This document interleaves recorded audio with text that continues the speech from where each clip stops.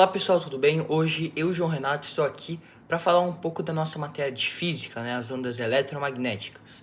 Então, bora lá pessoal. Primeira coisa que a gente tem que saber é o que são ondas eletromagnéticas. Então, toda vez que a gente tem uma carga elétrica, um elétron, um próton, um nêutron, se move, ele emite ondas eletromagnéticas que são percebidas por outras cargas próximas a ele, ok? Então, as ondas eletromagnéticas é a conversa entre cargas elétricas. Geralmente, as ondas eletromagnéticas são sempre transversais e na maioria das vezes tridimensionais, ok? Além disso, elas são invisíveis, a maioria delas. Apenas uma nós conseguimos enxergar, que é a luz visível, que são as cores que nós conhecemos. Todas as outras não são visíveis, apenas para as cargas, ok?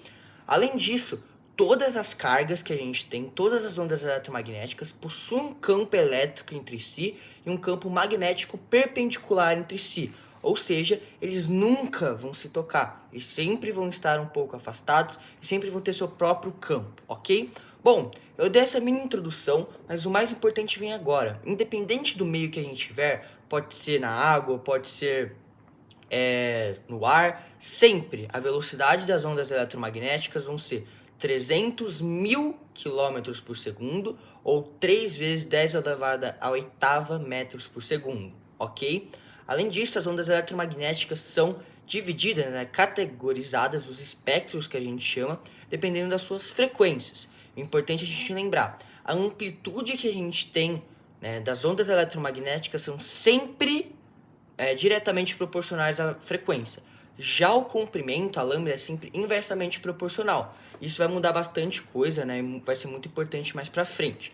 Então, bora primeiro falar dos espectros. Então, o primeiro espectro que nós temos são as ondas de rádio, que vão de 10 elevado a quarta até 10 elevado a nona Hz, ok? Então, ó, o que a gente tem que entender? As ondas de rádio, elas são muito importantes para a comunicação.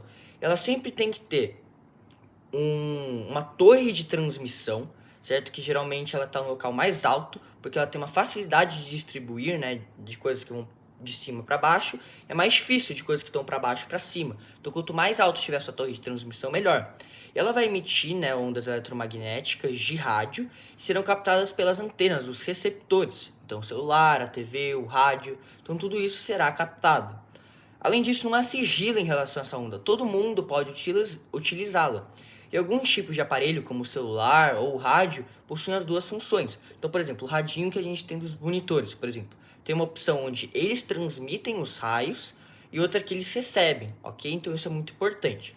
Além disso, as ondas de rádios têm duas classificaçõezinhas, né, que podem ser muito importantes também. A primeira são aquelas que têm uma baixa frequência, uma menor frequência, que a gente diz que ela tem uma amplitude ampliada, ou AA. O que isso significa? Significa que ela não precisa de uma torre de retransmissão. Por quê? Como a frequência dela é baixa, consequentemente o lambda dela é alta. Então, ela não precisa, ela tem um alto alcance. Então, ela pode ou levar diretamente, né, o raio da sua torre de transmissão até a casa ou a TV, ou ela pode refletir na ionosfera, ok? Isso significa, resumidamente, quando a gente tiver uma onda de rádio com a menor frequência, como ela tem um alcance menor, não vai precisar de outra torre para poder mandar para outra casa, certo? Só que como a frequência é menor, geralmente a intensidade, né, a qualidade também é um pouco menor. Já as ondas de rádio que nós temos com as maiores frequências, a gente diz que ela tem uma frequência ampliada, ou seja, ela tem uma frequência alta e um lambda baixo, ou seja, um alcance baixo. Então ele vai precisar de uma torre de retransmissão. E essa torre aí sim vai mandar o sinal, né, com a mesma qualidade, com a mesma intensidade para casa, ok? Então esses são dois tipos que a gente tem, né, das ondas de rádio. Perfeito. Então a gente falou da primeira e a segunda vai de 10 elevado a 9 até 10 elevado a 11 Hz, ok? Que são as ondas de micro-ondas.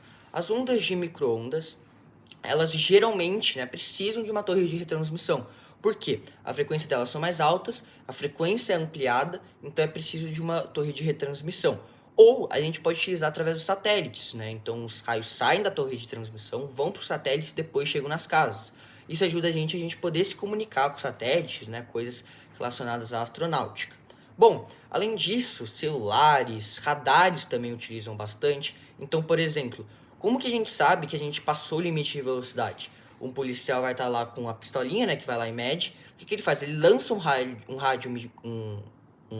uma onda, né, de micro-ondas, e ele vê a distância e ele vê quanto tempo que demorou. Aí ele calcula a velocidade e vê se você estava acima ou abaixo, certo? E por fim a gente tem o forno micro-ondas, que presta atenção, é muito importante. O micro-ondas ele não transmite calor diretamente, é mais ou menos assim. O micro-ondas ele transmite ondas eletromagnéticas com energia térmica, a radiação. Essas energias sofrem um processo que a gente chama de reflexão, ou seja, elas se batem, elas não conseguem sair do forno por causa da parte metálica e da grade que a gente tem no forno. Assim, essa energia vai fazer as moléculas da água se moverem e elas vão mudar de estado, e assim a gente aquece a comida, perfeito? Mas elas não transmitem calor diretamente. Depois disso, a gente tem outra que vai de 10 elevado a 11 até 10 elevado a 14, que são as nossas ondas infravermelhas, ok? Conhecidas também como ondas de calor.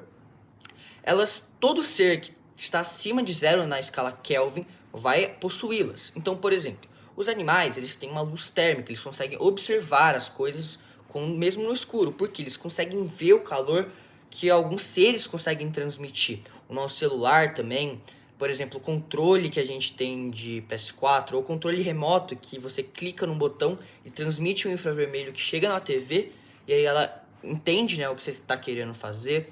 Ou até mesmo, por exemplo, na própria medicina, ok?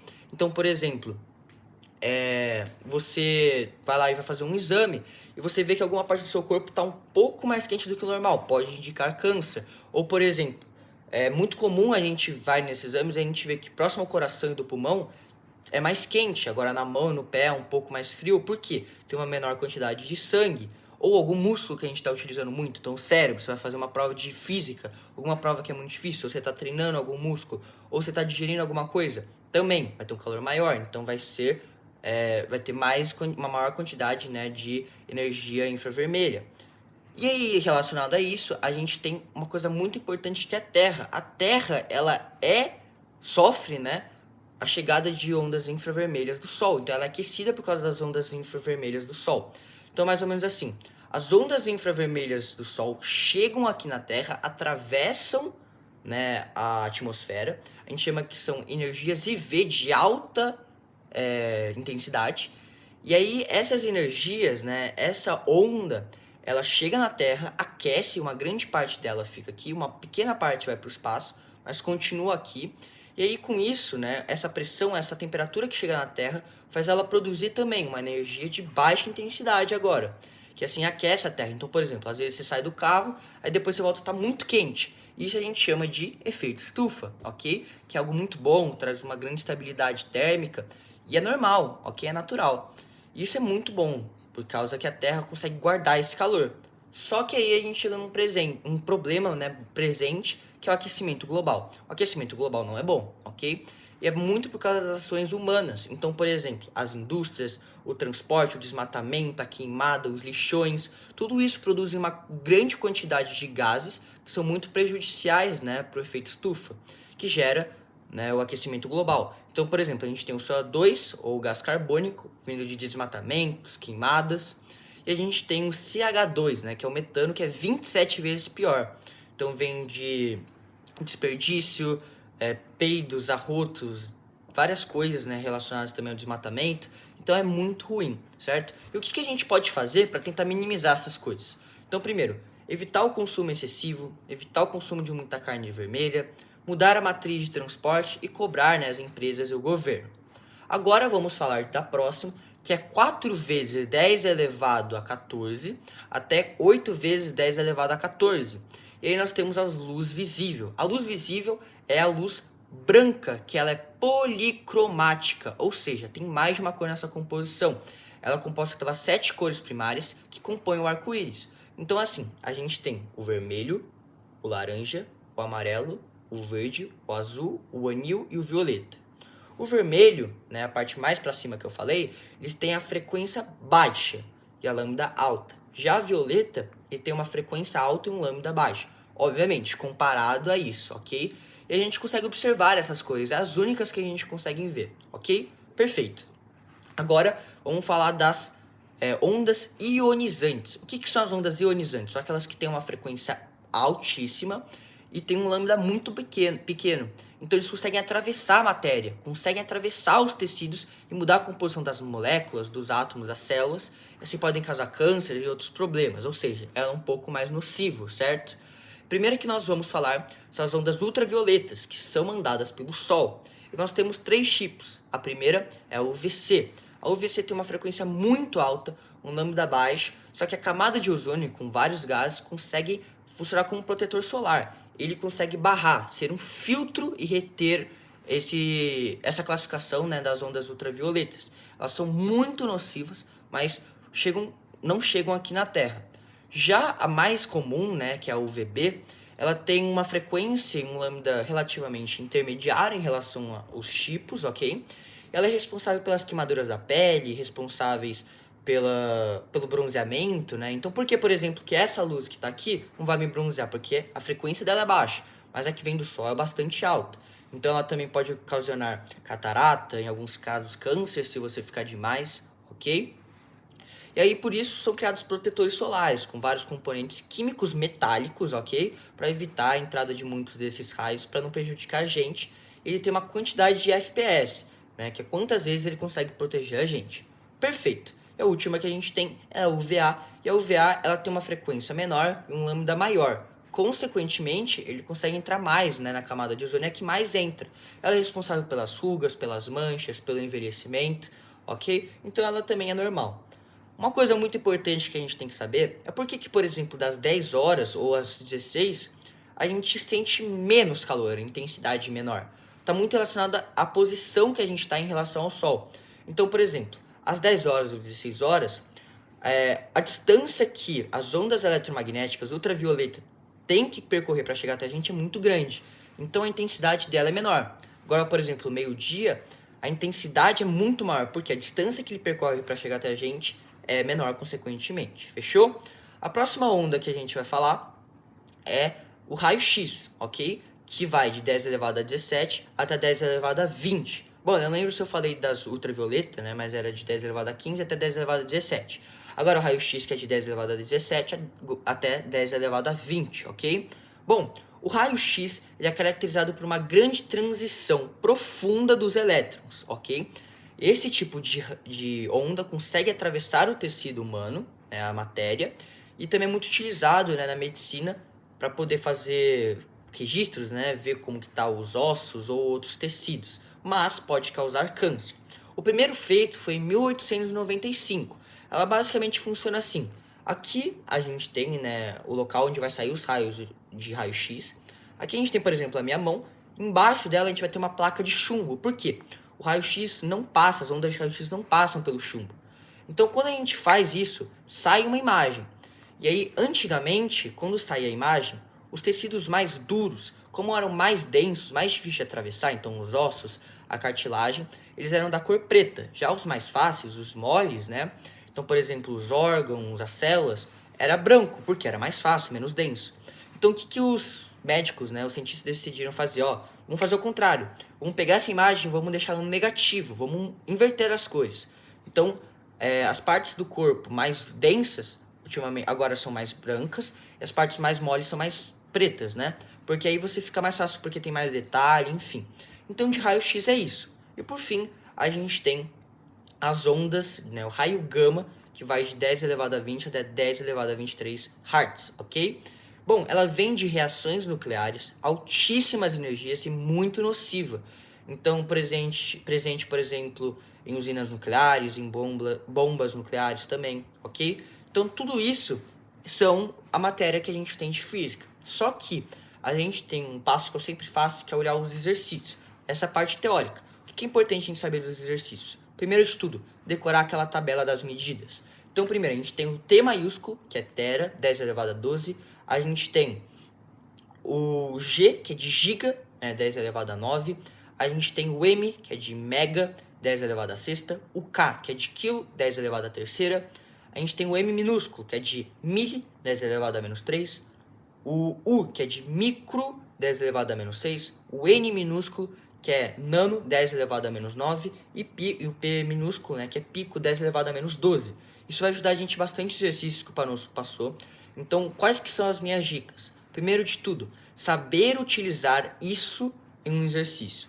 A gente sabe que toda vez que a gente tiver 10 elevado a algum número, e a gente tiver numa divisão, e a gente quiser passar o de baixo por cima, se o de baixo for negativo, vai passar positivo. Se for positivo, vai passar negativo. Em alguns casos, a gente pode passar os zeros. Então, por exemplo, a conta é 3 vezes 10 elevado a oitavo, dividido por 30 vezes 10 elevado a sétima. O que a gente pode fazer? A gente pode pegar o 3 vezes 10 elevado a oitava e a gente passa 2 zeros. Porque é muito mais fácil você dividir 300 por 30 do que 3 por 30. Aí fica 300 vezes 10 elevado a sexta, ok? Por quê? Porque isso ajuda você no exercício. É mais fácil de você dividir e você faz aquilo que eu falei. Você pega o de baixo e traz pro de cima. Fechou? Além disso, é muito importante a gente saber aproximar. Então, em alguns casos, ele te dá, por exemplo, um gráfico, uma tabela e te fala, ó, aqui a gente tem a lambda, onde tem a maior fotossíntese. Aí ele pede para você, ó, aqui a gente tem as lambdas e a fotossíntese. No pico, onde a gente tem a maior fotossíntese, qual que seria a frequência? Você tem que pegar a maior lambda que a gente tem, que mostra a fotossíntese. Mas, às vezes, não vai estar exatamente no ponto, então você tem que aproximar, certo? Então, presta muita atenção nisso, lê o enunciado e outras coisas. Com certeza, na prova, né, vai ter alguns exercícios, aí você vai ter que utilizar as fórmulas V, lambda, F, ou você vai ter que utilizar V é igual a lambda dividido por T, ou fazer uma regra de 3 para descobrir o período, certo? Ou também saber, por exemplo, que a gente tem o km, hm, dan, metro, dm, cm, milímetro. Aí você sabe que é vezes 10 ou dividido por 10. Porque às vezes, por exemplo, a gente sabe que a velocidade é 3 vezes 10 elevado a oitava. Só que isso é metros por segundo. Ele vai lá e pede para você em centímetro, então você tem que mudar, ok? Então eu recomendo que vocês prestem muita atenção em relação a isso, ok? E você vai descobrindo várias coisas. Então, por exemplo, a luz verde, ela é mais sensível para nós, os seres humanos. Isso é algo que você vê estudando. Então, façam as listas. O meu vídeo mostrou para vocês a parte teórica e algumas recomendações que eu te dou para fazer o exercício, ok? Então, presta muita atenção, vê essas coisas que eu te falei e fala, ah, entendi. Aqui ele te dá o tempo, aqui ele te dá a velocidade e me dá o comprimento. Ele tá pedindo a frequência? Ah, V lambda F. Ou não. Ah, ele tá me dando a lambda e ele me dá a velocidade, ele quer saber o período. Ah, então é V lambda T, certo? Então é isso. Presta atenção, façam os exercícios e boa prova amanhã. Fechou? Valeu, pessoal. Até!